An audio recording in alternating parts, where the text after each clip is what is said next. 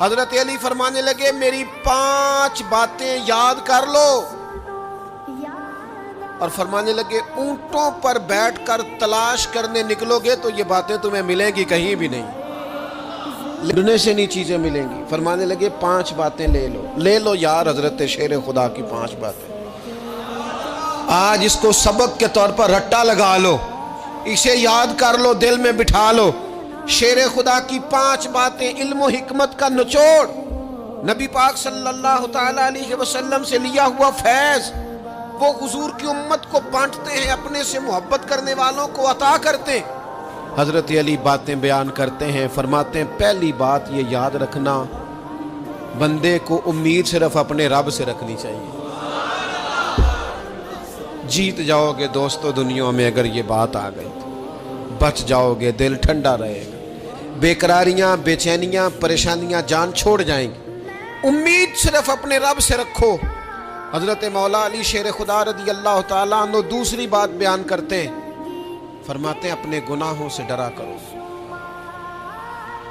تم غریب ہونے سے ڈرتے ہو، تم تنگ دستی سے ڈرتے ہو، تم لوگوں کی دشمنی سے ڈرتے ہو، اپنے گناہوں سے ڈرو، کہیں ایسا نہ ہو کہ تمہاری نافرمانیاں رب کی ناراضگی کا سبب بن جائیں۔ اپنے گناہوں سے ڈرو۔ اور تیسرا مولا علی شیر خدا رضی اللہ تعالیٰ عنہ فرماتے ہیں اگر تم جاہل ہو نا، تمہیں پتہ نہیں، تو علم کے بارے میں سوال کرنے سے کبھی نہ شرمانا، پوچھ لینا فائدہ ہوگا، کسی سے بات کر لینا فائدہ ہوگا، کسی سے سیکھ لینا نفع ہو جائے گا، کسی کو مان لینا اپنا استاد، زندگی بھر سمجھدار ہو جاؤ گے، فیض یاب ہو جاؤ گے۔ اور حضرت علی شیر خدا چوتھی بات ارشاد فرماتے ہیں یہ علماء کے لیے، فرمایا اگر عالم کو کسی مسئلے کا علم نہ ہو تو غلط بات نہ بتائے بلکہ کہہ دے واللہ اعلم، اللہ بہتر جانتا ہے۔